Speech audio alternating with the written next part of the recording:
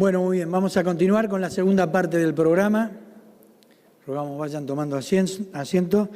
Vamos a invitar al señor Néstor Campal, por favor, que nos acompañe en la mesa.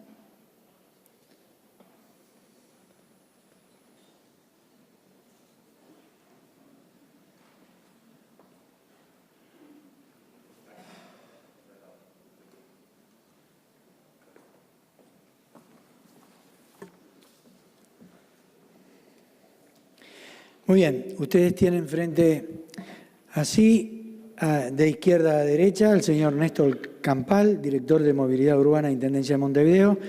En el centro, el señor ingeniero Camilo Cerda y sobre la derecha, el ingeniero Klaus Vance. Toca el turno de hacer su exposición al licenciado en Geología, señor Néstor Campal. Podemos decir de él que fue funcionario de la División de Aguas Subterráneas de OCE desde 1981 hasta 1987, es docente e investigador en las Facultades de Ciencia y Agronomía entre los años 85 y 2007 y además es coautor de 45 trabajos de investigación sobre la geología en el Uruguay. Por demás, el cargo importante que ostenta como director de Movilidad Urbana en la Intendencia de Montevideo, es para nosotros un honor presentarla. Su presentación será primeros pasos en el control de tráfico por medio de sincronización de semáforos en Montevideo. Señor Campal.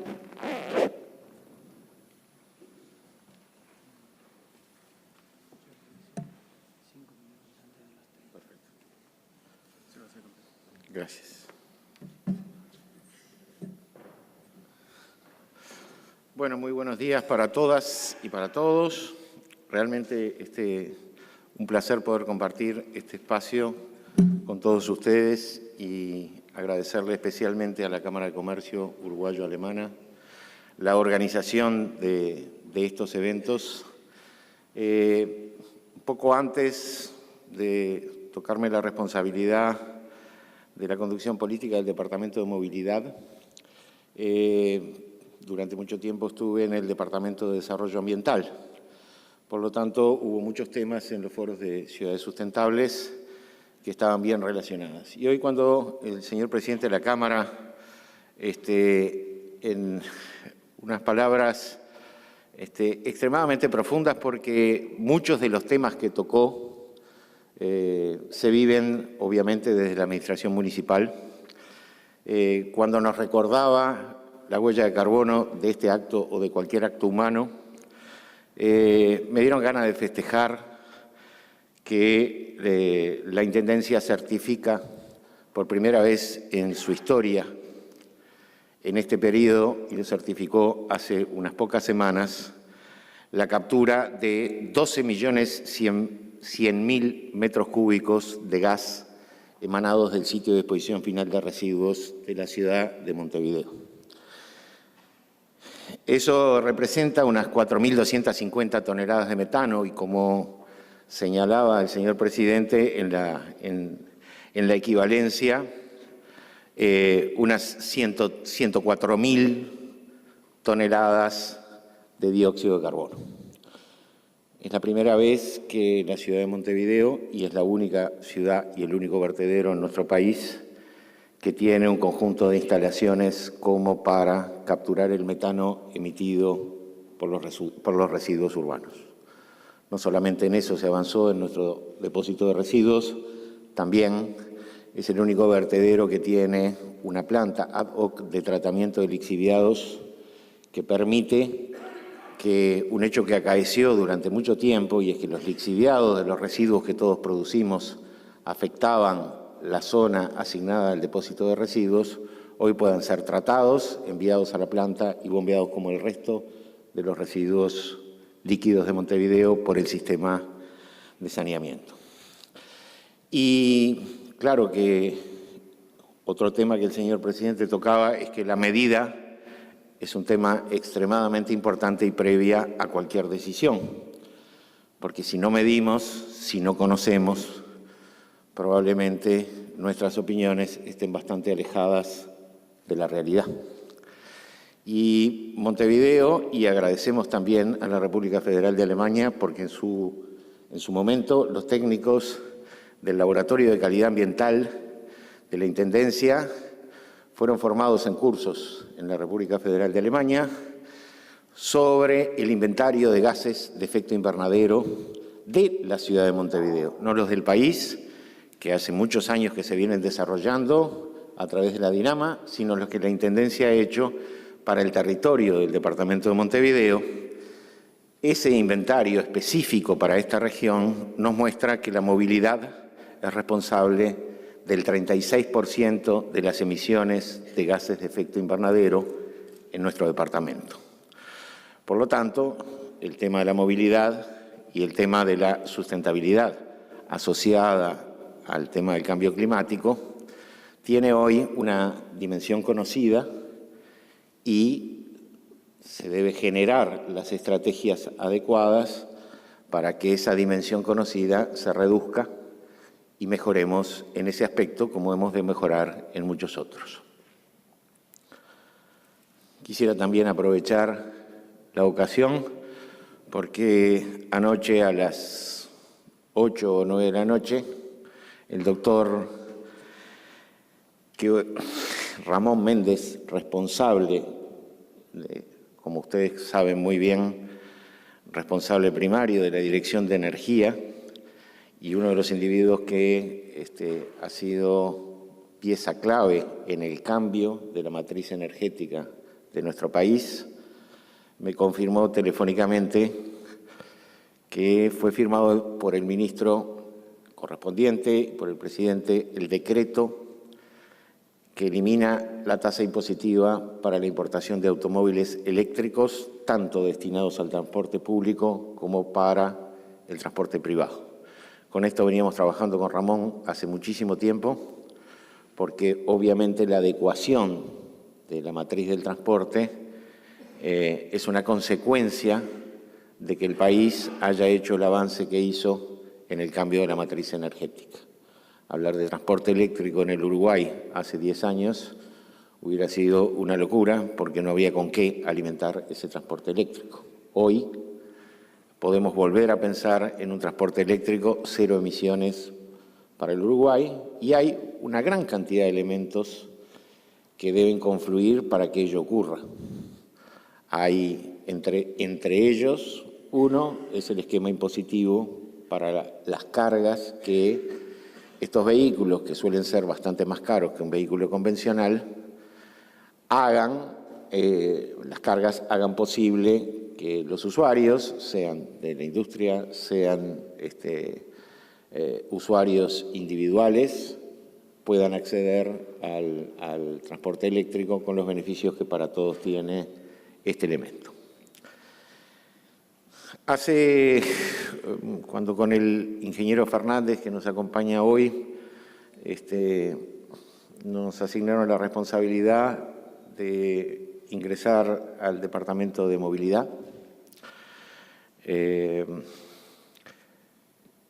habíamos elegido una serie de intervenciones de carácter muy importante en la ciudad de Montevideo, que era necesario hacer y que conformaban parte del Plan de Desarrollo de Montevideo financiado por el Banco Interamericano de Desarrollo.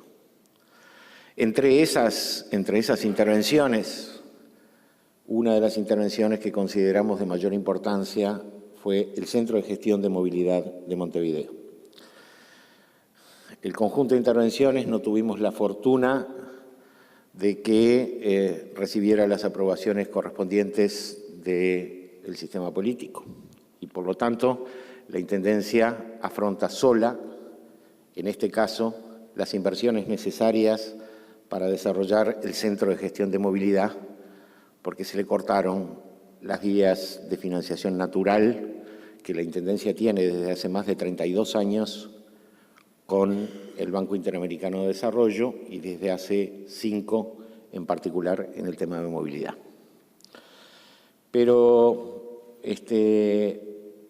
consideramos que realmente de todas las inversiones que habíamos elegido como importantes para mejorar la ciudad de Montevideo esta era la que tenía una influencia más amplia en la vida de todos nosotros y en la vida de Montevideo, que tenía influencia sobre el transporte público principalmente, pero también tenía influencia sobre el transporte privado, que tenía influencia en la capacidad que debemos tener de conocer qué es lo que pasa en Montevideo y de medir qué es lo que pasa en Montevideo, una capacidad que lamentablemente no tenía un desarrollo adecuado para el tamaño de ciudad que tenemos. Conocer cómo se disponen los flujos, en qué forma, a qué hora. Bueno, el Centro de Gestión de Movilidad no solo permite actuar, sino lo más importante en esta etapa es que nos permite conocer de otra forma, conocer no de modo cualitativo, sino de modo cuantitativo qué es lo que ocurre en la ciudad de Montevideo y poder operar en consecuencia.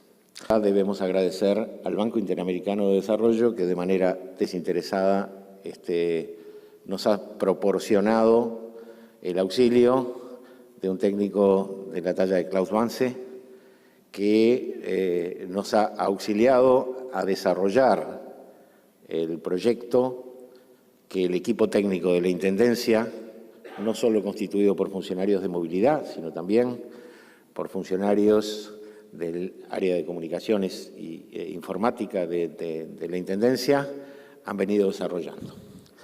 Y este Centro de Gestión de Movilidad, que ahora les vamos a mostrar, por lo menos los planes que así tenemos, en los primeros días de diciembre, y ojalá sea el 2, que es la fecha que prometimos, el 2 de diciembre los pliegos de la licitación correspondiente al llamado de este Centro de Gestión de Movilidad estarán disponibles para todo el que lo quiera leer en la web, porque comienza el llamado para la elaboración de la primera etapa de este centro de gestión. Bueno. En los indicadores que tenemos allí, yo creo que un elemento bastante interesante es ver el consumo de naftas. En ese periodo, lamento que no se ven debajo de los años, pero son exactamente los mismos que los años de la gráfica que está encima. O sea, 2007 a 2013 ha habido un incremento del consumo de naftas. Recordemos que el consumo de naftas está mucho más vinculado con el transporte privado que obviamente con el transporte público. Allí no está considerado los combustibles, sino únicamente las naftas. Y eso es a propósito para ver cuánto se ha incrementado el parque vehicular. Uno puede opinar muchas cosas, puede decir que el parque vehicular se incrementa porque el transporte público no es suficiente. Cada uno tiene maneras igualmente válidas de razonar. Pero yo creo que los sistemas complejos, como las decisiones que toman los ciudadanos en su vida acerca de las adquisiciones, no deben ser simplificados a ese punto, y hay muchísimos elementos que confluyen. Sin duda hay un elemento que todos los que están relacionados con la industria automovilística conocen, y es que el precio relativo de las unidades en función de los ingresos que tienen los uruguayos en este momento, ha cambiado sustancialmente. En segundo lugar, Uruguay es el país de Latinoamérica que tuvo costo de automóviles más alto a lo largo de la historia. Por lo tanto, hay otros motivos bastante más complejos que dependen de cuánto se desea el automóvil durante mucho tiempo, y es un objeto inalcanzable, para que en determinado momento, cuando se dan las condiciones económicas para que el bien sea asequible, uno lo adquiere. Y por otro lado, el automóvil no solo satisface la movilidad del commuter, la movilidad de ir a trabajar, la movilidad de ir a estudiar, satisface otros temas lúdicos, recreativos, de paseo, que forman parte de la ecuación cuando cada uno de nosotros adquiere un vehículo. El hecho es que el espacio público en una ciudad es un elemento que está condicionado por la existencia del espacio privado, y el espacio público está limitado en la ciudad. Cuando la ocupación del espacio público a partir de la adquisición de automóviles o de otros medios de transporte está cada vez más ocupado, bueno, debemos necesariamente generar soluciones para mejorar esa situación. Así que hay un aumento del parque automotor, un aumento del consumo de combustible, pero también, simultáneamente, hay un aumento de los viajes diarios en el transporte colectivo. Quiere decir que no necesariamente hay una migración de un sistema al otro. ¿Por qué hay un aumento de los viajes diarios en el transporte colectivo? Por muchas razones. Muchas de ellas son razones políticas. Por ejemplo, Montevideo es la única ciudad de Latinoamérica que tiene transporte gratuito para todos los estudiantes y transporte semigratuito para estudiantes universitarios de hasta 35 años. Y eso forma parte de los números en el transporte colectivo. La creación relativamente reciente en el sistema de boleto 1 hora y boleto 2 horas significan que el precio real que tiene que pagar el ciudadano, la cuota parte de sus ingresos que tiene que pagar por acceder al servicio de transporte público, hoy es sensiblemente menor que lo era hace 8 o 10 años. Si uno mira además la evolución general del precio del transporte público en Montevideo con respecto a la evolución general de precios o al índice de precios, va a ver que el transporte público subió bastante menos, alrededor de un 30% menos que el índice de precio general. Todos estos elementos, por supuesto que confluyen al aumento de la siniestralidad. Siniestralidad que ocurre porque la entropía del sistema es mayor. Está claro, en un mismo espacio hay un mayor número de partículas moviéndose y aunque esas partículas puedan ser a veces inteligentes, a veces no lo son porque no lo somos, y la capacidad o la posibilidad de una colisión aumenta y por lo tanto aumenta la siniestralidad. Y contra eso, obviamente, las autoridades debemos tomar las medidas y precauciones que mejoren esos índices y que supone no solamente infraestructura, sino supone también cambio de comportamiento. Ambas cosas que van de la mano y para la cual hay instrumentos variados. Obviamente el instrumento por excelencia es la educación, pero la educación es solo una pata, el control es otra pata que también tiene que estar presente para que esa mesa o ese edificio se mantenga en pie. Y bueno, cada uno de nosotros cuando tenemos una colisión tenemos una buena excusa para haber colisionado. De hecho, nunca conocí a un uruguayo que dijera choqué, siempre dijeron me chocaron. Siempre, y yo también. O sea que todos tenemos alguna excusa. Y cuando se produce una colisión, ciertamente hay condiciones externas. El aumento del número de vehículos es una condición externa, pero hay condiciones internas. Por ejemplo, la distancia que dejamos entre vehículo y vehículo cuando ingresamos a una vía saturada. Es una condición que depende de la educación propia de cada uno y de cómo conoce la reacción del vehículo que conduce para que cuando se produce delante una parada inesperada haya dejado el espacio suficiente como para no colisionar. Y sobre todo eso hay que trabajar y hay que trabajar intensamente. ¿Cuáles son los objetivos de este centro que estamos desarrollando? El primer objetivo es mejorar la fluidez de la circulación vehicular en la ciudad. No la velocidad individual en una vía en particular, sino la fluidez general, lo cual todos sabemos que redunda en una eficiencia energética mayor, porque buena parte de la energía que gastamos cuando un vehículo se mueve se gasta en rozamiento, en el frenado. Por lo tanto, la fluidez claramente aumenta la eficiencia del sistema. En segundo lugar, disminuir los tiempos de viaje a partir de una menor cantidad de detenciones, con la semaforización inteligente.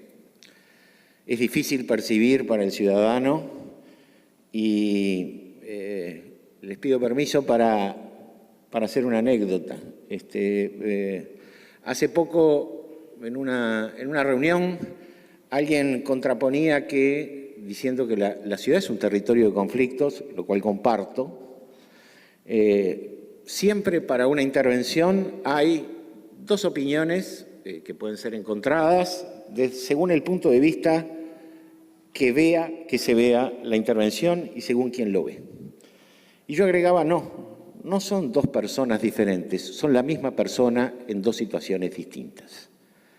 El señor que viaja en su automóvil o la señora que viaja en su automóvil o en el transporte público y llega a una intersección semaforizada, está absolutamente deseosa de que la verde de su intersección semaforizada para el transporte público, porque ella o él tienen que llegar al trabajo, sea lo más larga posible y la de la intersección lo más corta posible. Esa misma señora se baja en la esquina de la casa, cruza a su mamá de 75 años en esa esquina y esa misma señora que 5 minutos antes reclamaba que ese semáforo tuviera una longitud mayor, en ese momento demanda que el semáforo tenga una longitud menor porque tiene que cruzar con su mamá. Es decir, todos vemos la ciudad desde un cierto ángulo. Y desde ese ángulo que la vemos algunas cosas y otras cosas no las vemos. Y cuando, por ejemplo, afirmamos o decimos que no existe interconexión alguna de los semáforos, porque no vimos a un equipo de 8 personas trabajando 15 o 20 días, ajustando en función de lo que pueden, por ejemplo, la señal de GPS de un semáforo, ajustando los tiempos para mejorar los conflictos que tenemos en la Rambla. Ni los vio en alguna otra avenida haciendo exactamente la misma cosa y no entiende la complejidad del sistema. Bueno, en realidad es importante que introduzcamos la tecnología necesaria y además informemos, porque es nuestra responsabilidad, de lo que está pasando y cuán difícil es, con los instrumentos que tiene a mano la ciudad, corregir algunos problemas que van creciendo día a día. El otro elemento es optimizar el espacio público, el viario, mediante la elección de ruta por parte del usuario, dando información en tiempo real. Es decir, comunicación del centro, vía cartelería en la calle o vía software aplicable a los dispositivos móviles para que cada uno esté informado o pueda estar mejor informado de las situaciones que encuentra adelante en la vía. Y obviamente mejorar la seguridad vial mediante el aumento de la capacidad de control. Hay algunos elementos como el exceso de velocidad o el pasar con luz roja que constituyen violaciones importantes y que todos sabemos que tienen una intervención muy importante en la accidentalidad y es parte de los objetivos. Y el primero que yo nombraba, que aquí está en último, mejorar mediante información y monitoreo el servicio de transporte público. Es decir, saber en un mismo centro en qué momento cada uno de los 1.530 buses que tiene Montevideo, por ejemplo, en uno de los sistemas, y que todos han sido dotados de GPS y que además ya tenemos en un avance muy importante un sistema que apunta a la security, como hoy decían, que es disminuir el ingreso de efectivo arriba del ómnibus, porque hoy es posible utilizar una tarjeta inteligente que nos permite tomar estadísticas que se integran al funcionamiento del sistema, ómnibus que están siendo registrados en el sistema en su posición real y además pasajeros o futuros pasajeros que pueden estar informados de la hora real de llegada del bus, no en función de un schedule, de un horario, sino en función de la posición real de cada uno de los buses que hoy tiene GPS instalado. Por lo tanto, todo esto además nos va a permitir planificar mejor a través de recolección y procesamiento de datos. Los pilares entonces son gestión centralizada de la red de semáforos de la ciudad, Monitoreo y control del tránsito a través de videocámaras, lo cual disminuye costos, elimina errores humanos, no necesita que un ser humano esté parado 6 horas en un punto registrando un elemento, que además ese registro electrónico tiene una durabilidad y una fiabilidad hoy y un uso bastante más apropiado que la observación directa. Fiscalización electrónica de infracciones a la ordenanza de tránsito, monitoreo y control de las unidades de transporte público. Esos son los pilares. El alcance general del proyecto es 400 intersecciones de las 600 que tiene Montevideo, 600 y algo semaforizadas. En corredores radiales 170 semáforos, en el centro de la ciudad 130 y en corredores transversales 100 semáforos. 150 cámaras de video, cámaras en corredores 130, cámaras en otros puntos 20. Monitoreo del 100% del transporte público. Tenemos en Montevideo 1.528 buses y 3.093 taxis. Fiscalización electrónica del tránsito, control de velocidad, control de luz roja, control de carril preferencial y control de estacionamiento, con diversos sistemas que van a estar en parte en el centro, en parte instalados en la propia ciudad. Paneles de mensajería variable, que es uno de los medios de comunicación con el ciudadano, obviamente existen otros medios. Paradas de transporte colectivo 100 paneles, es decir, en aquellas paradas que están ranqueadas con valores importantes, de las 5.000 o 6.000 paradas que tiene Montevideo, las que están ranqueadas con valores importantes y que tienen una afluencia de público, paneles electrónicos en los cuales se pueda saber la hora de llegada de los buses que allí se detienen. Y principales puntos de acceso a la ciudad, 10 paneles. Por lo tanto, se licitará una solución que integre monitoreo y control de tránsito, gestión centralizada de semáforos, fiscalización electrónica y una plataforma única de integración de software. El hecho de hacer hincapié en una plataforma única de integración de software es que, como todos ustedes saben y probablemente mejor que yo, cada uno de estos centros que ha comenzado desarrollándose a partir de los problemas de tránsito terminan gestionando otros sistemas de la ciudad, por ejemplo, la gestión centralizada del sistema de saneamiento o la gestión centralizada de otros sistemas que tiene la ciudad e integrándolos en una sola observación, lo cual favorece cada una de las miradas que uno pueda dar sobre la ciudad. Paso rápidamente por los elementos, son instalaciones que normalmente acompañan a estos sistemas, 50 cámaras de CCTV, 40 cámaras fijas en principales arterias, los principales corredores, Rambla Sur y adyacencias, Avenida Italia, 8 de octubre, Boulevard Artigas en su tramo norte-sur, Avenida General Flores, Avenida Garzón, Avenida Graciada y Avenida Carlos María Ramírez. Eso sería la primera etapa que estamos licitando hoy. O sea, como ustedes vieron, la gestión centralizada del proyecto en general, que iba a ser financiada por el Banco Interamericano de Desarrollo, con una inversión prevista de 14 millones de dólares, la hemos etapabilizado y en esta etapa afrontamos la gestión técnica centralizada de 175 de esas 400 intersecciones en que pensamos que tiene que tener el sistema. Muy bien. La plataforma, ya expliqué lo que era allí. Hay una semaforización inteligente, monitoreo de tránsito, un control del sistema y lo interesante, ya tenemos el edificio y el local para el desarrollo del Centro de Gestión de Movilidad. Solo hay que realizar en ese lugar obra seca de división de espacios para acomodar ingeniería de tránsito y acomodar las salas de visión y equipar con muebles. Va a ser una nueva unidad a crearse dentro del organigrama. La dirección y el equipo técnico está designado por la administración y conformado por funcionarios municipales. Y el operador, porque se llama no solo a la construcción, sino la operación durante un cierto plazo, tiene tareas compartidas con técnicos municipales y el personal técnico que el operador designe. Bueno, como les decía, allá por junio-julio de este año tuvimos el primer data room, hubo 14 interesados, estamos muy contentos de ver que hay muchas empresas de este rubro que se nos han acercado y han demostrado interés y las esperamos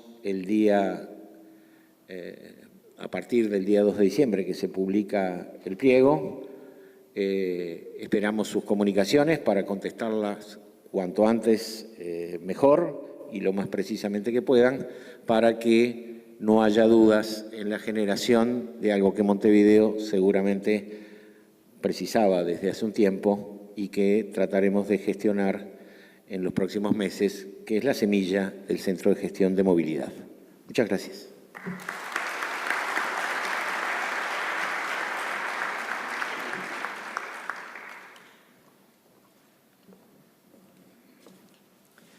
Bueno, muy bien. Si usted me permite, profesor Campal, yo he anotado algunas consideraciones que por deformación profesional me gustaría destacar. Que consideramos muy importante. Primero, felicitaciones por haber entregado esa primicia de la exoneración de los vehículos eléctricos, o sea que para el foro ya es un elemento importante para las conclusiones. La segunda, usted mencionó en varias oportunidades la medición y la evaluación. Nosotros consideramos que la toma de decisiones tiene que estar sustentada evidentemente en la medición y cuando uno toma medidas realmente tiene que tener la posibilidad de evaluarlas. Y que conjuntamente con eso, si nosotros hablamos de que tenemos un nuevo tránsito, la movilidad futura está evidentemente apoyada o sustentada en la educación, la fiscalización y sobre todo un cambio de actitud que necesita nuestra sociedad. Esto es fundamental. Tenemos que generar en la sociedad un cambio de actitud, con C, más que un cambio de aptitud para poder movernos dentro de una ciudad sustentable y además integradora. Bueno, muy bien.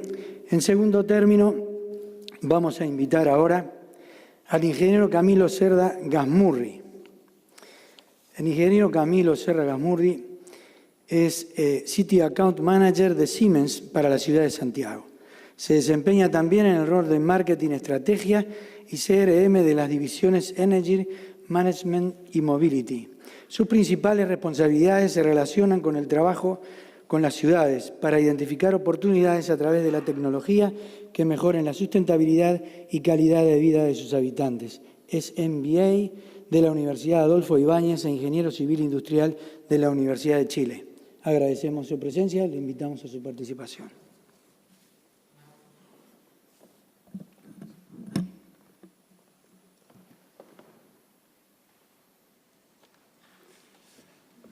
Bien, muy buenas tardes. Ya hemos avanzado bastante en esta presentación. Vamos a sacar aquí eso. La idea de mi presentación es muy simple. Hay muchas ciudades, todas muy distintas, y lo que queremos hacer aquí es contarles un poco la experiencia de Santiago, ya que el señor Goch nos mencionó en su presentación, vamos a tener nuestra oportunidad de contarles de qué se trataba eso. Queremos compartir las experiencias de lo que ha funcionado, de lo que hemos logrado hacer, de lo que está pendiente. Hay varios desafíos que están dentro de la dinámica de Santiago que yo reconozco en lo que pasa en Uruguay, así como hay otras cosas que son muy distintas y creo que este tipo de intercambios son fundamentales para que podamos ir todos aprendiendo cómo resolver estas dinámicas tan complejas de vivir en ciudad. Entonces vamos a ver tres temas, básicamente dónde estamos hoy día como ciudad, cuáles son las iniciativas exitosas, desde las cosas macro, grandes, gigantescos proyectos de infraestructura, hasta cosas micro que también se pueden ir haciendo y que tienen tremendo impacto, y los desafíos que tenemos por delante. Para empezar, y esto creo que ustedes lo van a reconocer, en Chile nos ocurre que hay una tremenda concentración de la población en la capital. Entonces hay una dinámica en la que muchas veces Santiago parece ser Chile y tenemos el 40% de la población, una tremenda concentración de la actividad económica, por lo tanto permanentemente hay una migración hacia ese centro de servicios, de actividad y de toma de decisiones.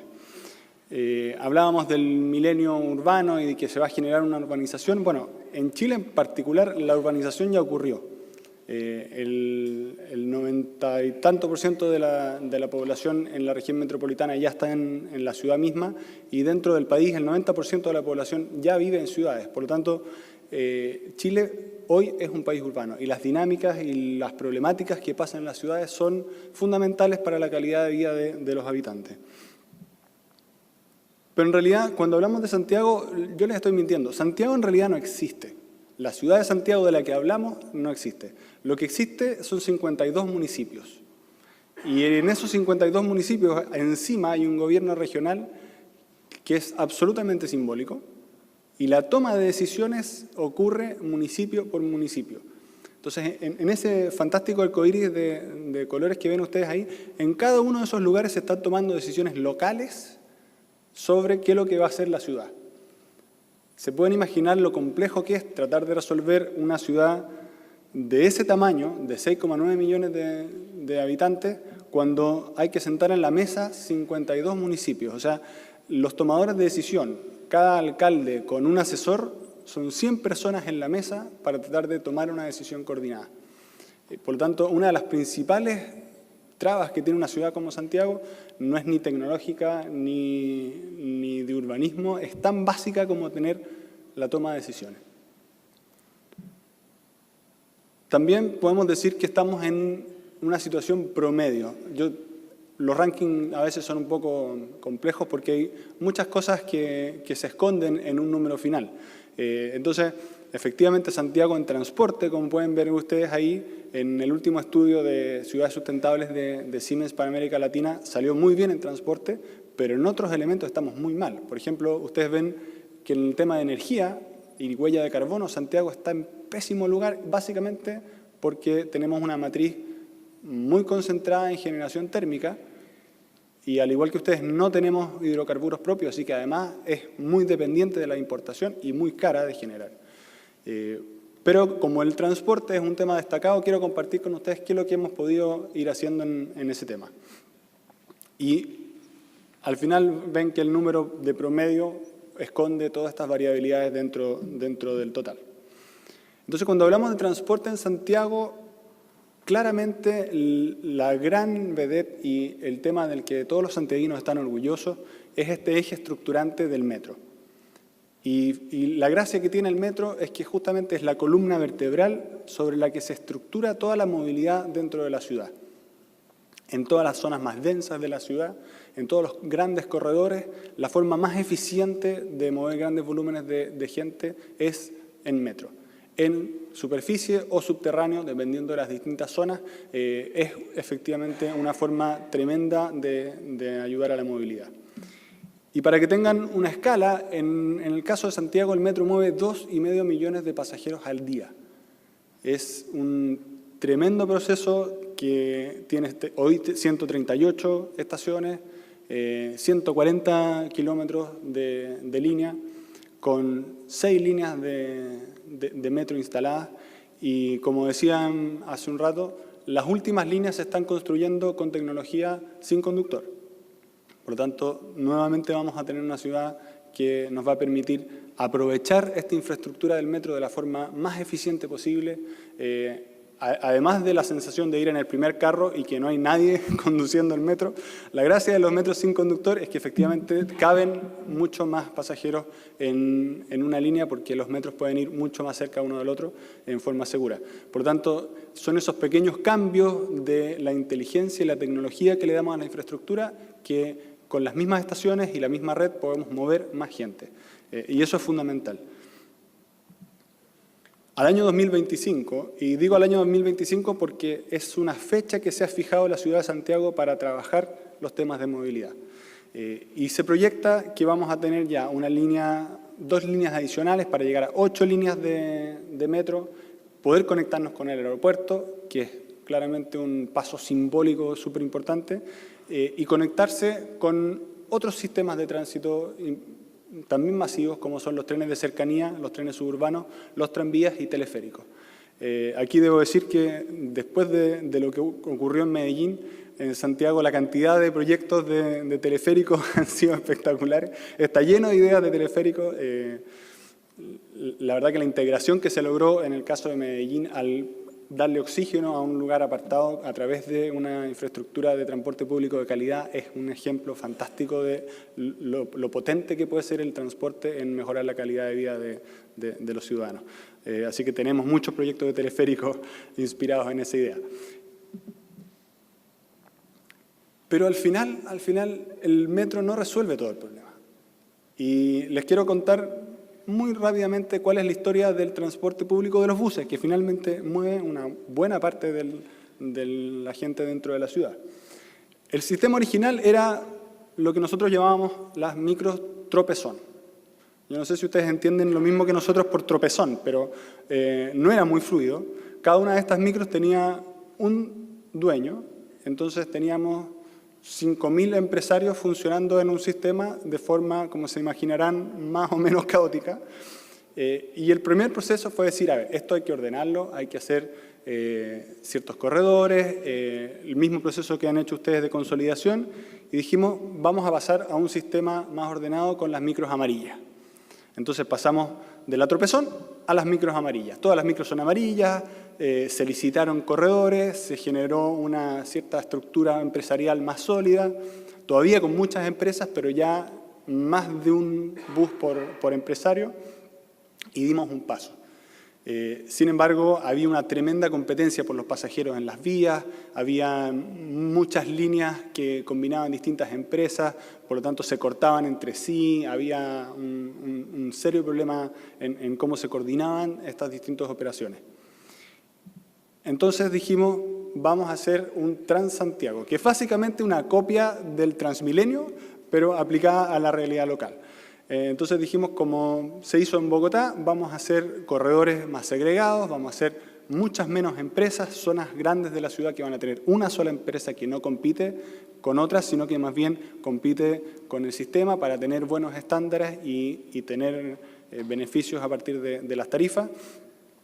Y con la ventaja de que se empezó a pensar en movilidad. A mí me encanta cuando escucho hablar de los departamentos de movilidad porque es más que solamente el tráfico, es cómo resolver el trayecto de inicio a fin de las personas a través de la ciudad.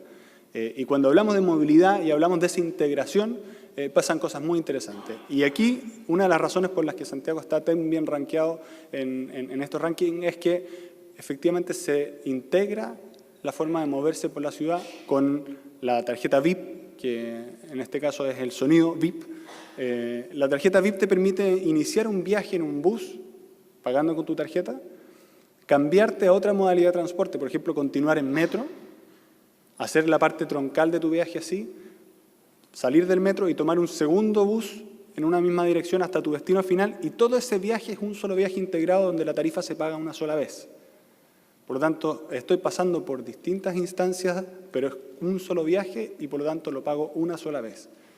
Es bastante complejo de organizar, pero cuando lo logras, empieza a articularse la movilidad dentro de la ciudad de una manera mucho más eficiente. La gente va cambiando de modalidad según el uso y las vías por las que se va moviendo, y esto permite, obviamente, que el sistema sea más eficiente. Esa es una de las cosas que hace que baje el costo de la movilidad. El costo tanto en el costo directo, porque efectivamente la gente solamente paga un pasaje, y también el costo en los tiempos utilizados para viajar, que tienen un costo económico que a medida que los países se desarrollan va siendo cada vez más fuerte. Este es otro proyecto grande que no tiene que ver exactamente con movilidad, pero tiene que ver con sustentabilidad, porque en el caso de Santiago, que es una cuenca muy cerrada, uno de los proyectos que se hizo importante fue tratar el 100% de las aguas de la ciudad. Las aguas, como en muchas partes, después de ser utilizadas, se devolvían al río, no en el mismo estado pristino en el que se habían recibido originalmente, y lo que se hizo fue el 100% del agua que se tomaba, se captaba en la cordillera, se entregaba de vuelta al río tratada. Por lo tanto, una de las cosas que pasó es que recuperamos el río, porque ahora era un río al que uno se podía acercar, un río de agua limpia. Pero lo otro que ocurrió es que se instalaron estas grandes plantas de tratamiento en sectores de la ciudad que originalmente eran semi-rurales y que obviamente la ciudad los fue rodeando y terminaron instalados en la mitad de una población. con el evidente problema de olores y los reclamos de los vecinos. Y la solución fue esta, es decir, estos olores molestos en realidad son gas. Y Chile no tiene hidrocarburos, importa hidrocarburos, usemos esta energía. Y en la práctica hay 100.000 habitantes de la ciudad que están calefaccionando sus casas, cocinan, calientan el agua para bañarse, gracias al esfuerzo diario de todos los santiaguinos que aportamos el material prima para poder generar este gas. Entonces, transformamos un desecho y un problema en un recurso adicional.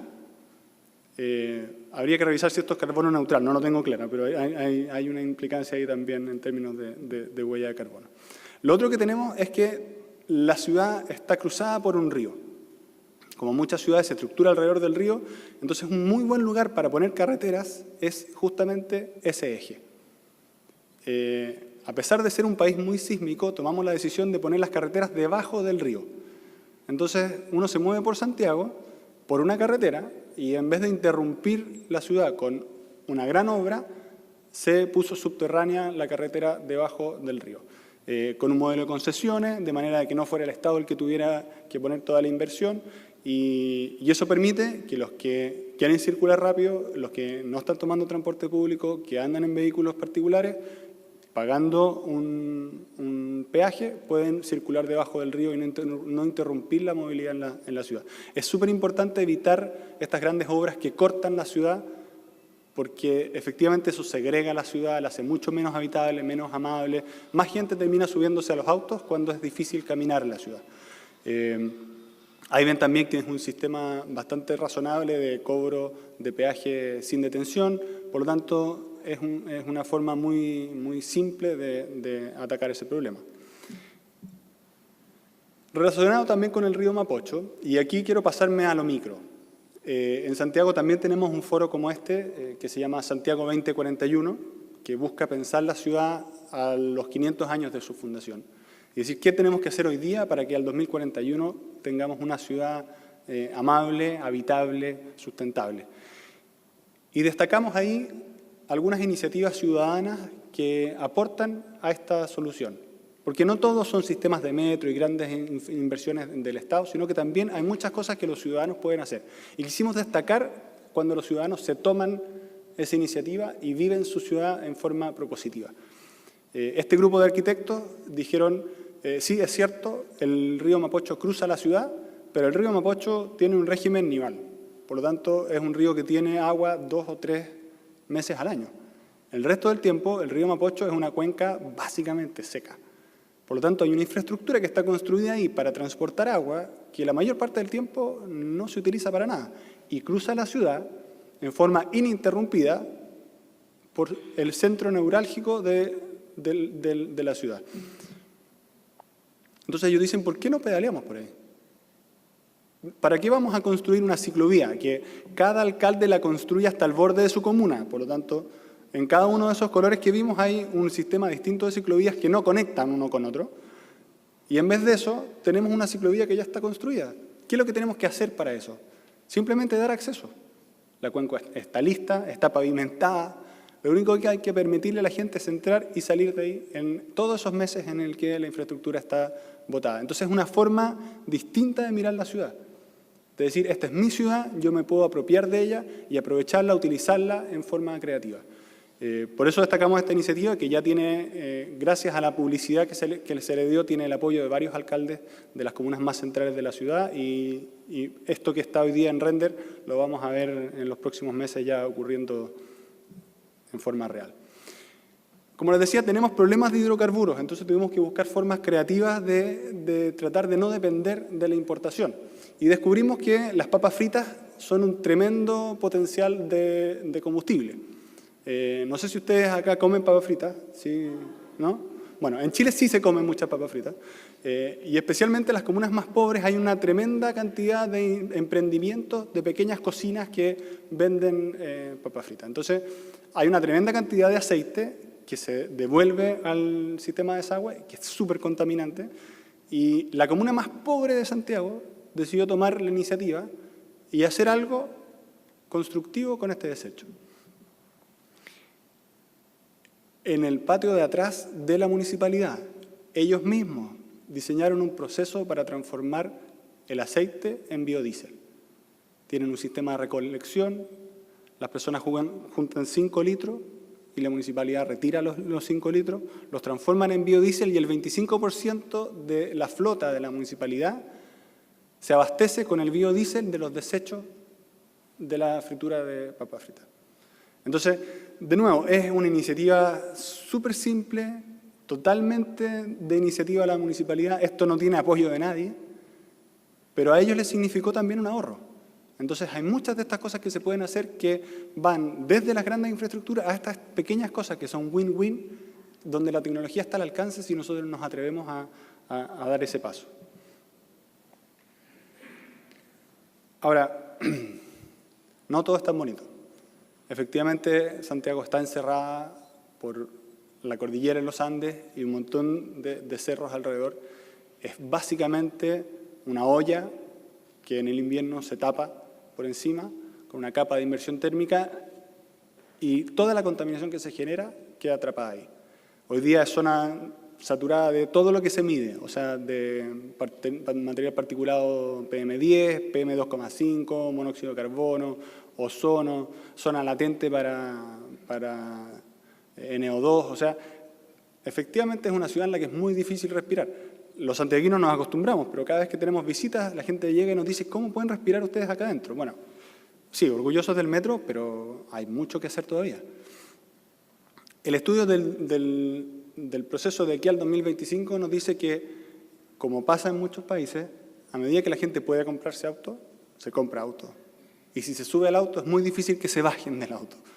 Y si todos hacen eso, es imposible generar suficiente infraestructura vial para que todos puedan moverse. Entonces, si las cosas siguen como van, de aquí al 2025 se espera que se dupliquen los tiempos de viaje en hora punta. Eso, duplicar el tiempo de viaje en hora punta significa que el viaje promedio pasa de 40 a 80, pero hay muchos viajes que van a pasar de 1 a 2 horas. Por lo tanto, tenemos tremendos desafíos en cómo vamos a resolver eso. Generar un transporte público de tal calidad que la gente pudiendo comprar auto no lo compre, o teniendo auto lo deje en la casa. Eso es un tremendo desafío y es un desafío en el que estamos básicamente todas las ciudades del mundo. Al final del foro que hicimos este año nos pasó que se nos olvida que eso es lo que tenemos detrás. Santiago podría verse así, y no solamente después de la lluvia, que es cuando se pueden sacar esas fotos, podría ser siempre así. Nosotros tenemos el sueño de llegar a un Santiago que tenga cordillera, que podamos ver la cordillera, que podamos retomarnos ese patrimonio que lo tenemos ahí y que hoy día no lo podemos ver por lo contaminado que está. Se han hecho muchos avances de movilidad eléctrica a partir del metro. Creemos que hay mucho espacio para llevar esa misma tecnología, por ejemplo, a los buses, a los tranvías, de sacar esa movilidad eléctrica con todos los beneficios que tiene y aplicarle eso a los problemas que todavía están, los buses, los camiones, y poder llegar a esto, llegar a ese sueño. Muchas gracias.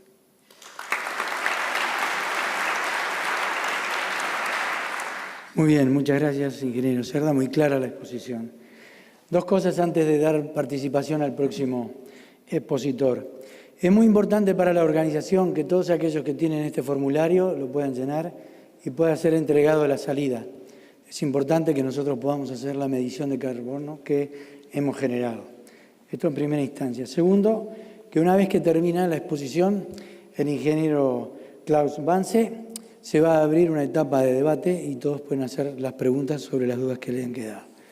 Muy bien, entonces, como lo hemos dicho, ya que está integrando la mesa, vamos a invitar a participar al ingeniero Klaus Vance.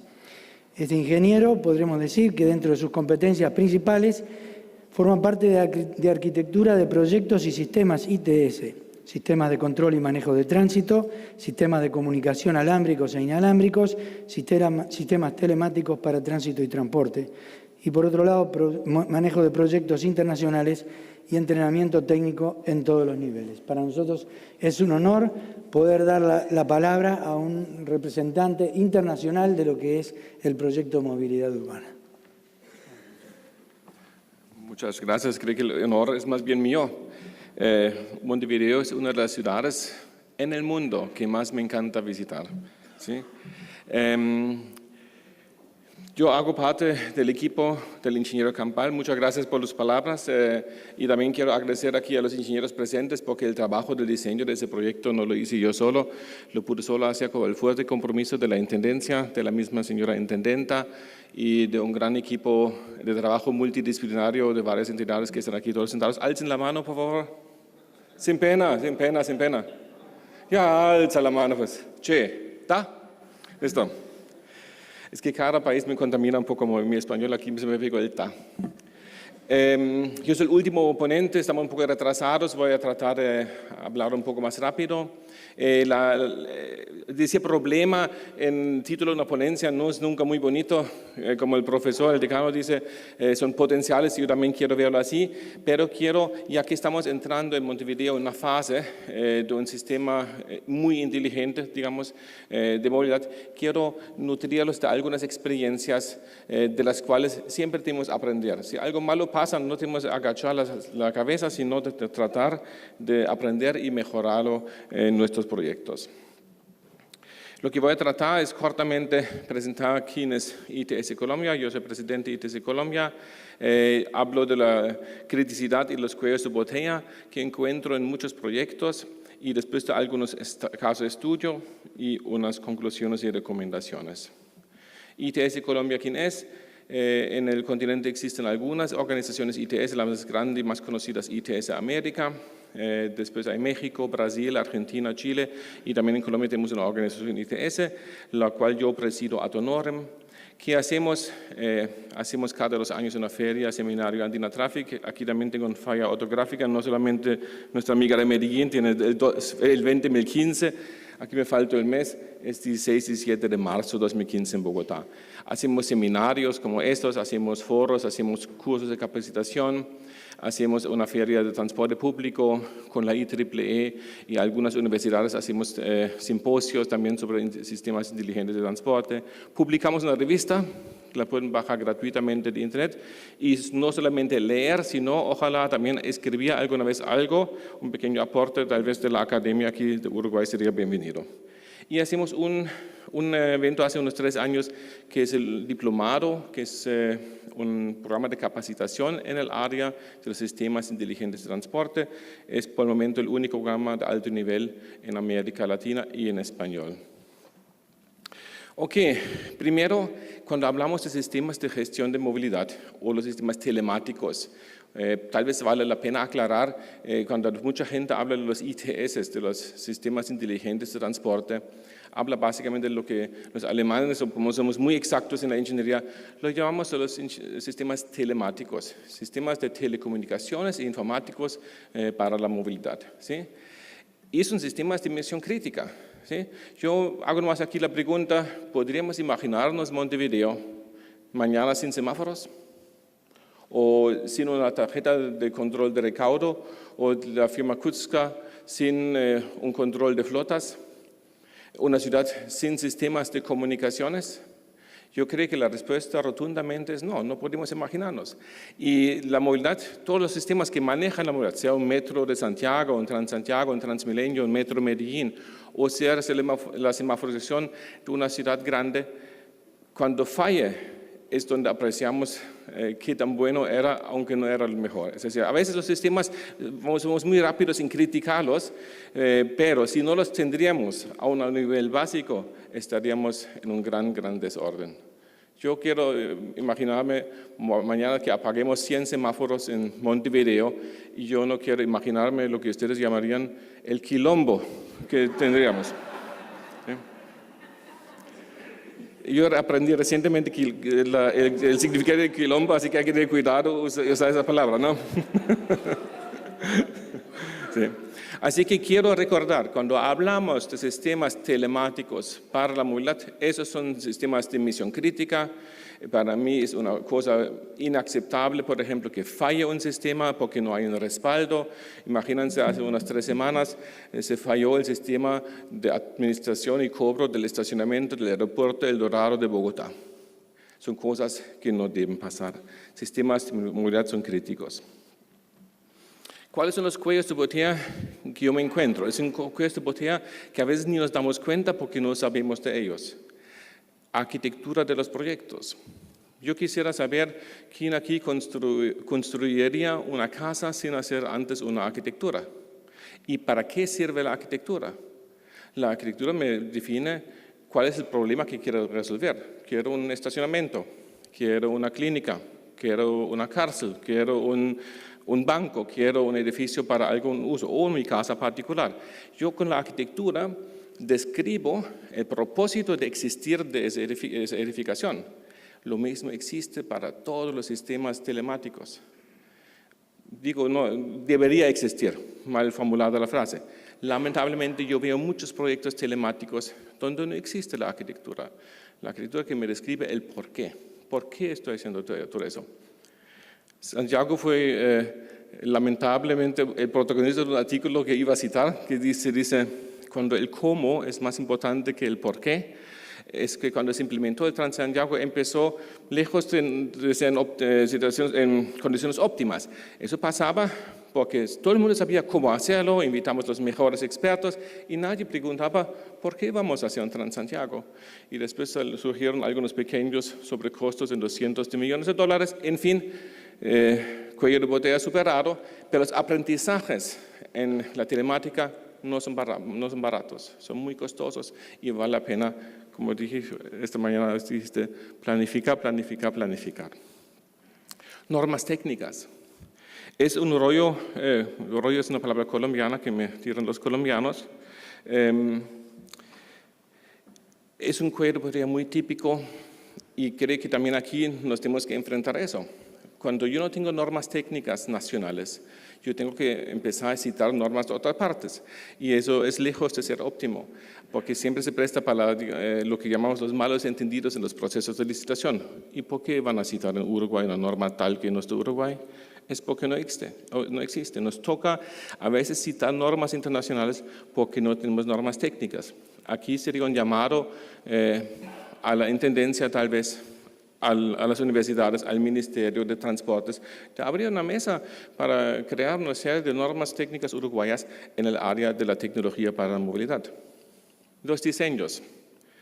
Los diseños se empiezan mucho con el impulso político y yo también aquí obviamente tuve una fuerte presión del impulso político, desde luego, en los diseños. Sin embargo, aquí hubo la conciencia que el tiempo que hay que tomarse y no empezar el diseño a la final. Primero hay que estructurar un proyecto de manera grosso modo y después entrar en detalle.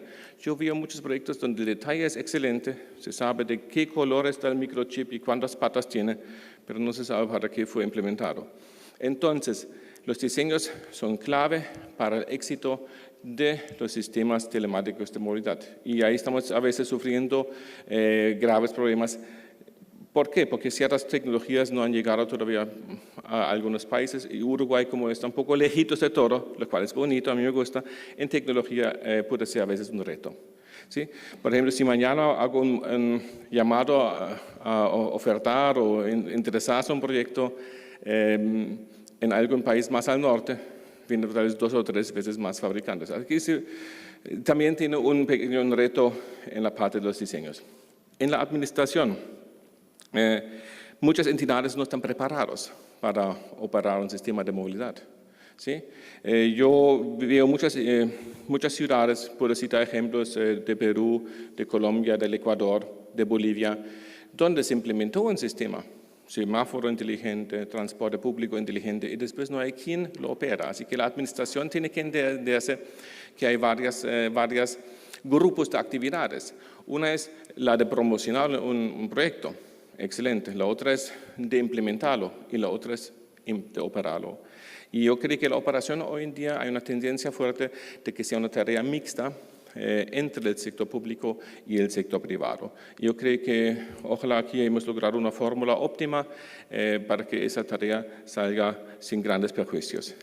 Luego, conciencia. Conciencia es tal vez el mayor cuello de botella. Yo estuve esta semana en Medellín, lunes y martes, con XM. donde me di cuenta que XM tiene en Colombia tal vez el sistema de gestión de movilidad más moderno, no de Colombia, sino de la región andina. Es un sistema que maneja todo el tráfico y los incidentes a lo largo del río que cruza la ciudad, el Valle de Aburrá, de norte a sur. Y ahora se implementó un sistema semafórico y algunos de los administradores a cargo de la ciudad dio la orden de que se integren. Dije, pero es que integrar por integrar no es. ¿Por qué vamos a integrar los semáforos y la gestión de tránsito en el río? Eso debería haberse puesto en el primer punto, en la arquitectura del proyecto. Y ahora vamos a forzosamente integrar por integrar para cumplir una orden política. Y todos los técnicos con los cuales yo hablo me dicen básicamente, eso no va a hacer ningún sentido. Vamos a compartir algo de información para que nos dejen como que en paz, pero falta conciencia de quién. Falta conciencia muchas veces de los que nos ordenan el diseño y la ejecución de un proyecto. Yo creo que ahí es donde también tenemos que invertir en capacitación. En los mismos alcaldes, secretarios de tránsito, en sus asesores, es donde tenemos que crear una mayor conciencia de que un sistema telemático no es de expedir una orden de compra, sino es de reformar toda la entidad para que pueda asumir las nuevas responsabilidades. Técnica tecnológica, existen retos. El mayor reto sigue siendo hasta la fecha las comunicaciones. Yo aquí una vez en una discusión dije, tenemos que dejar de ver mucho Viajes a las Estrellas o NCIS, ¿sí? O Jack Bauer de 24, porque vemos muchas cosas que técnicamente sí bien son posibles, pero a un costo inmenso. La vida real todavía no estamos en Hollywood, ¿sí? Así que a veces las expectativas técnicas que existen son armadas de mucha ficción en la televisión, ¿sí? Y por último punto, el recurso humano. Y el recurso humano no solamente el funcionario o el administrador o el ingeniero, yo hablo también del ciudadano. Cualquier sistema para funcionar bien requiere de que todos estemos suficientemente conscientes y capacitados, no solamente para planificar y diseñar o pararlo, sino también para usarlo. Lo digo porque en muchos países hemos sufrido retos en el momento de implementar, por ejemplo, un sistema de recaudo para el transporte público. La gente no sabía de qué manera tomar la tarjeta y no sabía cómo recargarla ni qué bus tomar. Bogotá en este momento está teniendo inmensos problemas con su sistema integrado de transporte público, porque la gente no sabe cómo usarlo. Y yo mandé a una persona de nosotros contar buses vacíos y buses con pasajeros, se llama ocupación visual, y una vez tuvimos 50 buses sin un solo pasajero. Así que yo no puedo pretender implementar una tecnología, un método, alguna cosa nueva, sin que la gente esté bien informado para después sacarle provecho. Y eso aquí tal vez es el último y más gran cuello de botella que sufrimos en la telemática, es one size fits all. Una cosa, un sistema que funciona perfectamente en una ciudad, no es necesariamente se puede replicar al 100% para otra. Cada ciudad tiene sus cosas típicas. Lo que funciona en Medellín no podemos tal vez copiarlo aquí en Montevideo. Cada ciudad requiere que la entendamos, que definamos el problema para poder definir la solución. No podemos imprimir soluciones a problemas que son diferentes. Yo aquí traté en una gráfica resumir eso muy sencillamente. Cuando yo hago un diseño, cuando hacemos un diseño, yo debo siempre hacerme esas preguntas. ¿Qué es que se quiere? ¿Sí? ¿O qué se necesita? ¿Qué es lo que se puede y qué hay? Es decir, yo puedo tener un deseo que tal vez el mercado no me surte. O el mercado me lo surte a un costo inmenso, o el mercado me lo surte en un tiempo de por allá. Dice, listo, les podemos suministrar el sistema que usted desea, pero en 24 meses de desarrollo. Tal vez yo no tengo ese tiempo, ¿sí? Así que si nosotros queremos hacer un buen diseño, tenemos que poner de acuerdo esas tres cosas. Y para eso son, por ejemplo, las reuniones que se hacen con fabricantes donde se dice, ¿qué es lo que usted ofrece? Y a ver, tal vez hasta podemos modificar algo de nuestros deseos para adaptarnos a la disponibilidad del mercado. Sí, pero si yo pido algo que no existe, seguramente no hay oferente y no hay proyecto. Así que estos tres factores tenemos que ponerlos siempre como en congruencia. Ahora algunos casos de estudios, por ejemplo, hablando de conciencia. Uno de los problemas que nos enfrentamos mucho es que las personas que toman las decisiones no tienen tiempo de escucharme 5 horas explicando un problema económico o técnico. Así que buscamos la manera gráfica y muy sencilla de, espera, ¿dónde está de graficar un proyecto, ¿sí? Porque cuando uno tiene solamente 5 minutos para hablar, lo gráfico siempre es lo mejor. Así que desarrollamos aquí un gráfico donde tenemos aquí un eje del tiempo, aquí tenemos un eje económico, los beneficios para arriba, y en verde, ¿no? Y las inversiones o gastos o costos para abajo. Y partimos un proyecto en 2, aquí partimos el proyecto. Esa fase inicial la llamamos costos de estudios, diseño, contratación, implementación. Ya toda la infraestructura corre aquí, muy simplificado, ¿sí? Uy, yo creo que hice algo mal. Espera, Shift F5, ¿no? Listo. Y después aquí entramos en lo que es la operación del sistema. ¿Sí? Aquí ponemos un horizonte en tiempo y digamos, esos son los costos de operación y son los beneficios generados por el sistema. ¿Ok? Entonces empezamos a graficar diferentes proyectos. Es un proyecto normal donde yo tengo aquí una curva, ¿sí? Que es la inversión en el tiempo y después viene una superación que aquí arriba son más grandes los beneficios que las inversiones, así que una curva que sube en el tiempo. Hasta ahí creo que está bastante sencillo. Ahora, yo voy a mostrar algunos rápidos. Tengo como 50 o 60 de esos, sí, pero escogí algunos. Aquí, por ejemplo, aquí se presentó una demora en el diseño, en la implementación. En la fase de diseño e implementación ya no se corta aquí, sino va un poco más largo. Entonces, lo que pasa básicamente es, yo sigo invirtiendo y sigo después teniendo beneficios y lo que aplazo es de aquí para acá. Tengo un aplazamiento de un punto de equilibrio o los beneficios de un proyecto. Ese también es un proyecto típico que lamentablemente mucho pasa. Si diseña y nunca es implementado, significa que me quedo solamente con un saldo negativo. Sin embargo, a veces vale la pena hacer un segundo intento. Y ese sería el mismo proyecto que falló, no se implementó, se volvió a replanificar y en la segunda sí funcionó. Significa, a la final, en algún momento sí me genera un beneficio, solamente obviamente aplazado en el tiempo. Eso también es una lamentable verdad, que hay proyectos que se implementan y que luego los beneficios son inferiores a los costos de operación. Tengo casos muy tristes. Si quieren sobre una cerveza, les cuento unos de esos. Y se van a reír hasta las lágrimas y después me va a tocar decirles, este chiste le costó a alguien $5 millones. ¿Sí? Porque las dimensiones siempre son grandes. Otro caso de éxito, creo yo, que hemos encontrado hace unos años la manera de reformular la arquitectura de proyectos ITS a una arquitectura muy didáctica.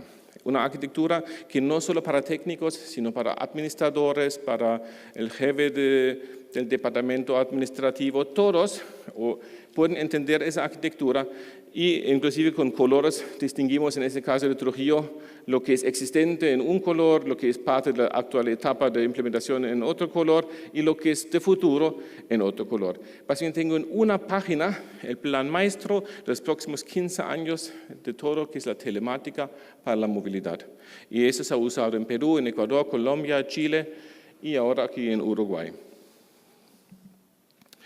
Otro caso de éxito de la región latinoamericana es tal vez Perú. Perú, en la región andina, es el único país que tiene una arquitectura nacional para los sistemas telemáticos. Es decir, ellos ya fijaron una regla del juego.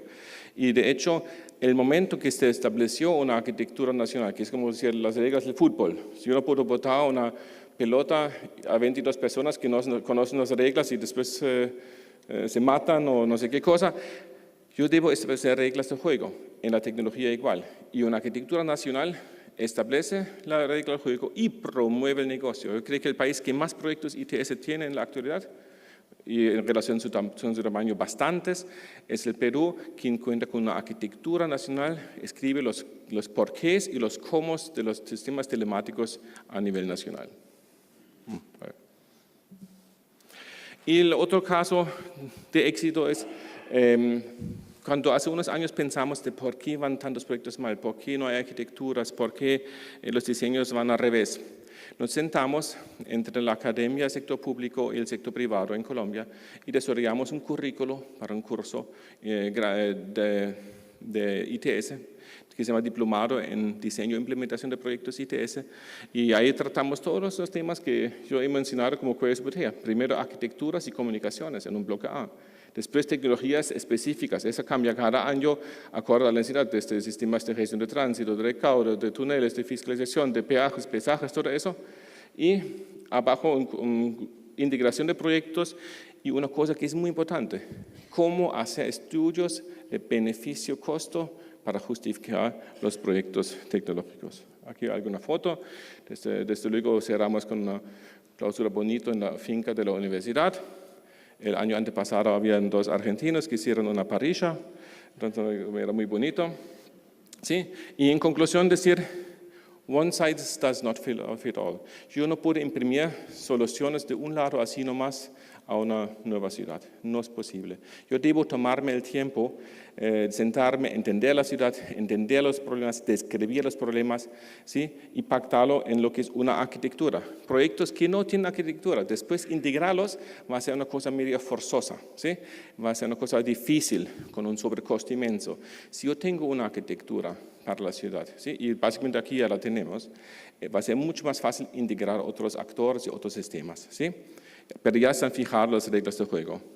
Se quieren estrategias técnicas y políticas en el área de las competencias de la ciudad. También estamos en eso aquí trabajando ya en Montevideo. Y el factor humano, la gente, es clave porque una gente mal capacitada puede ser hasta dañina para la telemática. Así que el factor humano puede ser el promotor o quien mata la telemática. Así que vale la pena realmente invertir en el factor humano, en los ingenieros y también en la ciudadanía, ¿sí? Nunca sobre la educación. Colombia se cambió mucho, y tú creo que lo has visto, con un gran educador que era el profesor Antanas Mocos, ¿sí? Y él, sin una sola papeleta de multas, cambió el comportamiento de la sociedad en el tráfico. El cambio que de trancón fuimos a tráfico fluido, sin invertir un céntimo en esas cosas. Significa la educación sigue siendo clave, la capacitación sigue siendo clave, ¿sí? Y quiero invitarlos tal vez también a hacer una experiencia como el diplomado aquí en el Uruguay para hacer un programa de capacitación y van a ver que los proyectos salen a la mitad de los costos y generan un múltiple de sus beneficios. Muchas gracias.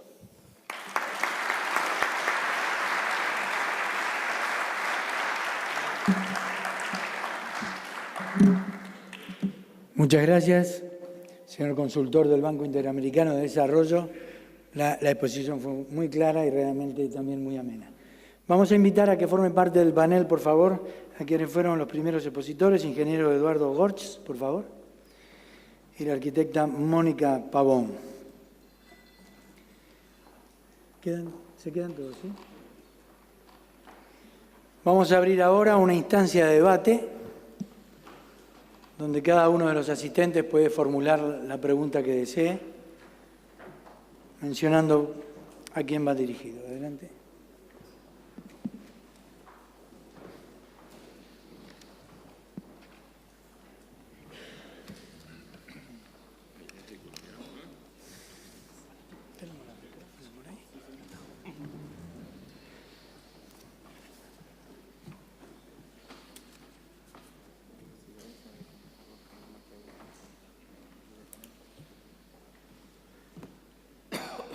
Bien, ¿quién quiere comenzar con las preguntas, por favor?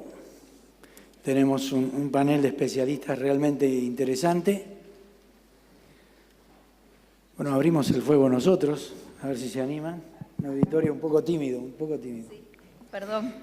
Soy la doctora Ginés de Cutza, soy médica, me dedico a la parte de enfermedad vial, es decir, a la enfermedad que se produce en el siniestro, tanto en el prevento, es decir, lo que serían las medidas de prevención la que pasa en el evento y especialmente en los post-eventos, que es donde pagamos a los lesionados y vemos ahí toda la parte de la ley del sol. Pero mi inquietud y mi venida aquí fue porque se iba a hablar de un elemento fundamental dentro del preevento de las enfermedades viales, como es el semáforo. La vida me hace vivir en dos países a la vez, donde tengo que cruzar la calle Pueyrredón y French, en una de ellas, y en la otra la calle 26 de marzo y Pereira de la Luz. Entonces veo la gran diferencia y quería preguntarle al compañero que ha venido de la Intendencia, ¿qué es lo que se tiene estructurado o estudiado en cuanto a los semáforos de Montevideo? Que por lo que he observado, le faltaría, es decir, no tienen la luz amarilla entre medio de la conexión de la roja hacia la verde, lo cual hace disminuir el sistema, digamos, de reflejo de la persona que está para manejar o para cruzar. Esa es una. Y la otra que se tiene pensado a nivel de los cruces, donde además está el peatón y es muy seguro cuando ese peatón tiene una numeración que va hasta el número 10 o el 12, donde le cuenta los segundos que le quedan para poder terminar o iniciar su cruce en una avenida.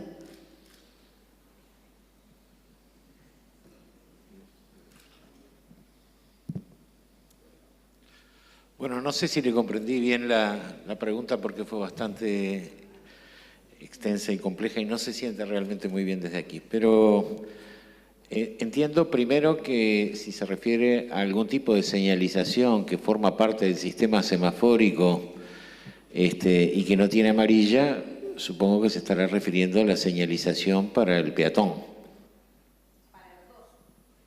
Tanto para el auto como para el peatón. Es decir, usted tiene en una avenida, lo ve en Maldonado también, si usted entra hacia Punta del Este, verá que para pasar de roja a verde, primero pasa por amarilla. Y mientras tanto, la otra también está en amarilla de pasar de verde a roja. Y hay un momento en que las dos amarillas se combinan y quedan de los dos lados amarillas.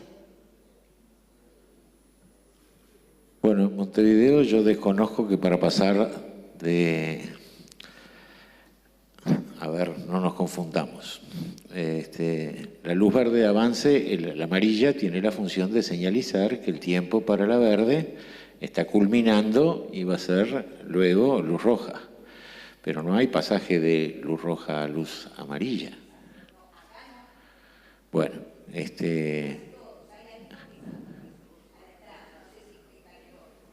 Bueno, también tenemos que conocer que los criterios aplicados en el territorio de Montevideo son criterios de la Intendencia Municipal de Montevideo, aunque no todas las jurisdicciones de Montevideo. Si es un tema de Canelones, sería bueno preguntárselo a los compañeros de Canelones, que también están presentes. Si es un tema de un uso en ruta nacional, igualmente la regulación le corresponde a la Intendencia. Pero no está previsto modificar el sistema de semáforos desde ese punto de vista. Lo que está previsto es modificar el sistema de semáforos para que ellos sean reactivos a las diferentes condiciones que tiene el flujo de tránsito en la ciudad, en el correr de las horas o por eventos extraordinarios que ocurran. Obviamente hay cosas como el funcionamiento de la Rambla, que en la mañana y en la tarde son bien diferenciadas, y hay otras que uno puede emitir opinión, pero que en realidad hay que medir cómo están funcionando y cómo funcionan en cada una de las situaciones. El sistema lo que hace no es que el sistema sea inteligente, los inteligentes son las personas que están detrás del sistema programándolo. Lo que hace es considerar esas situaciones y modificar el esquema semafórico en función de situaciones gatillo como el incremento en la vía de tránsito de la carga o el incremento en la transversal o otras cosas que se conozca que intervienen. Pero el sistema tal como está y tal como funciona hoy, desde el punto de vista de la señalización al ciudadano, se mantiene exactamente igual, sin ubicar luz amarilla en el caso contrario, que es el que usted señalaba. Contestado, sí. Dos preguntas. ¿Cuándo viene el metro a Montevideo? Que creo que es un debe que tenemos muy importante. Casi todas las ciudades del tamaño de Montevideo tienen metro y eso significaría un alivio muy importante a la circulación. Y la otra es si la Intendencia está instrumentando o está previendo apoyar la instrumentación de aplicaciones que permitan compartir los vehículos, como se hace en otras partes del mundo, que indudablemente alivia la cantidad de autos, porque si en lugar de subirme al auto para ir al centro, me fijo en internet quién va para el centro, al lado de mi casa, y me subo al auto de esa persona, va a haber un auto menos en el centro, ¿verdad? Es decir, si la Intendencia tiene previsto, dentro de sus políticas, la aplicación de sistemas telemáticos justamente para aliviar la cantidad de vehículos que tenemos en el centro. Gracias. Bueno, son dos preguntas por demás interesantes. La primera toca en realidad mi profesión. Lo que tal vez la información que yo tenga sea errónea, pero hay pocas ciudades en el mundo de 1.300.000 habitantes con metro. Y menos si esas ciudades tienen un subsuelo como el que tiene Montevideo. Porque, a ver, una cosa es construir metro en la Argentina, en Buenos Aires, con 14 metros de arena y arcilla, y otra cosa es construir metro sobre la Cuchilla Grande. Y lo decimos porque alguna experiencia en la construcción de túneles desde saneamiento tenemos. Y hoy no es tan fácil como decir en Roca ponemos una tunelera y los costos son similares. Porque el problema de Montevideo no es la homogeneidad, es la inhomogeneidad. Y esa inhomogeneidad se traduce en sistemas bien complejos para perforar y para mantener, con tramos que son estructuralmente autoportantes y tramos que no son autoportantes y que deben ser correctamente ejecutados. Montevideo, allá por la década del 20, comenzó la construcción de su metro. De hecho, lo que todos le llamamos el subte, en la plaza del Entrevero, es la primera estación de subte o la primera estación de metro en que se fundieron 3 compañías solamente para ejecutar esa estación.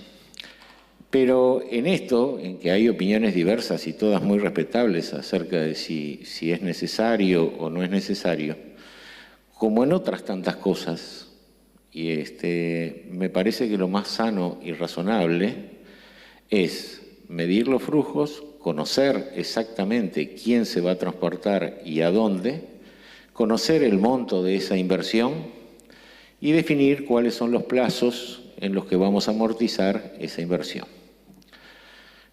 Montevideo solicitó, mejor dicho, en la segunda etapa al Banco Interamericano de Desarrollo un presupuesto de 70 millones de dólares que estaba destinado a Boulevard Artigas, Avenida Italia, el ensanche desde Gallinal hasta Portones, la obra de Belloni, otras cosas, y el Centro de Gestión de Movilidad. Asuntos públicos, para conocer mejor, para saber más.